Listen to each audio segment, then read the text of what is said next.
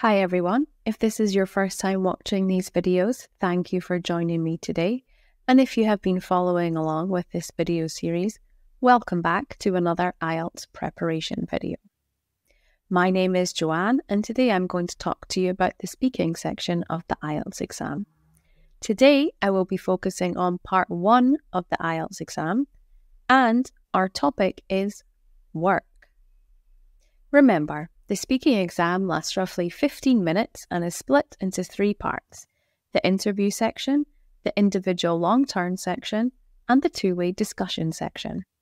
Be sure to take a look at the previous videos in this series for more help and information. You can find information on the exam itself, as well as tips and example questions and answers.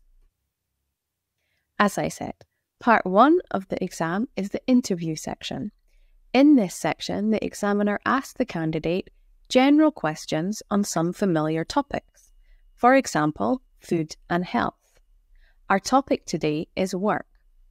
This part of the test focuses on the candidate's ability to communicate opinions and information on everyday topics and common experiences or situations by answering a range of questions. Let's take a look at some vocabulary that will help you talk about your work.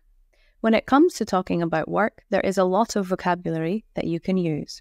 So, can you match the word on the left with the correct definition on the right? Your first set of words are number 1, permanent, number 2, temporary, number 3, full-time, and number 4, part-time. I suggest that you pause the video here so you can make a note of your answers. Are the answers: how many did you get correct? Did any surprise you? I suggest pausing the video here to make a note of any that you got wrong or found difficult. Here is the second set of vocabulary words and definitions. So, can you match the word on the left with its correct definition on the right? Your words are number 5, freelance, number 6, a volunteer, and number 7, overtime. Again, I suggest that you pause the video here so you can make a note of your answers. Here are the answers. How many did you get correct? Did any surprise you?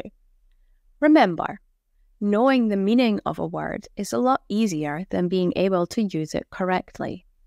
So, I suggest that you try to create sentences with the new words from today. Remember to share your sentences in the comments section or with your teacher. Now it is time for our first sample question of the day. The question is, are you working or studying at the moment?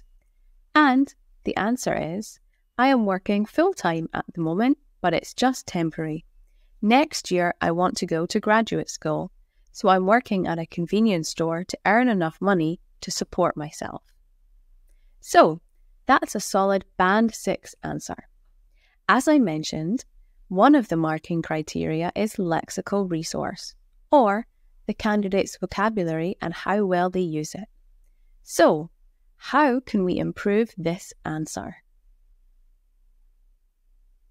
As many of you watching this video want to go to university in the UK, you'll be aiming for a Band 7 or above. Here you can see the marking criteria for a Band 7 score. So a Band 7 is referred to as a good user. So you can make some inappropriate choices, but you should be able to use vocabulary flexibly and use some less common words. You can find all the marking criteria on the IELTS website. I'll share a link for that in the comments. Let's take another look at the question with some suggestions this time. Remember, the question was, are you working or studying at the moment? As you can see, I added in to get my master's and I added in right now. Remember, try to be positive and enthusiastic when you are answering the questions. Let's take a look at the second question for today. Our question is, in 5 years' time, what job would you like to have? And the sample answer is, I would like to be a translator for a big company. I want to be able to translate from Japanese into English and Chinese. I have thought about becoming a freelance translator, but I think it is better to have a permanent job. So I'm going to apply to lots of large companies. Considering lexical resource, what do you think we could do to improve this answer? Remember, the question was, in 5 years' time, what job would you like to have? As you can see, I added in 5 years' time, and I added in as it would be more stable. Here is our third sample question for today. Our question is, how did you decide what career to pursue? And the sample answer is, that's a good question. I loved languages at high school. I always studied English very hard. I think my teacher suggested it to me, so I thought, that's a good idea. My parents also think I can earn lots of money, so they encouraged my decision. So considering the marking criteria, what do you think we could do to improve this answer? Let's take a look and see what I changed about the answer. Remember, the question is, how did you decide what career to pursue? As you can see, I added in when I was, and I changed studied English very hard to applied myself in English class. Now it is time for our final question of today. Our question is, please tell me one good point and one bad point about your current job or course. And the sample answer is, well, one good point is that my work is not very stressful at all. In fact, it's very easy. I work at night, so it's not so busy. The bad point is that it can get very boring. Sometimes I have no customers for more than an hour. I almost fall asleep sometimes. So, what do you think we could do to improve this answer? Here you can see the changes that I suggested.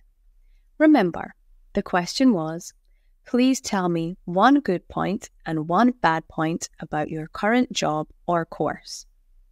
As you can see, I changed very to particularly, and I changed boring to monotonous, and I finally added in as it can get a bit tedious. Instead of using the most common word, try to pick a more advanced one. But remember to ensure that you understand the meaning well and that you can use it correctly. Here are all the sample questions from today. Our questions were, are you working or studying at the moment? In 5 years' time, what job would you like to have? How did you decide what career to pursue? And finally, please tell me one good point and one bad point about your current job or course. So I suggest that you pause the video so that you can make a note of all of these questions so that you can practice them further at home.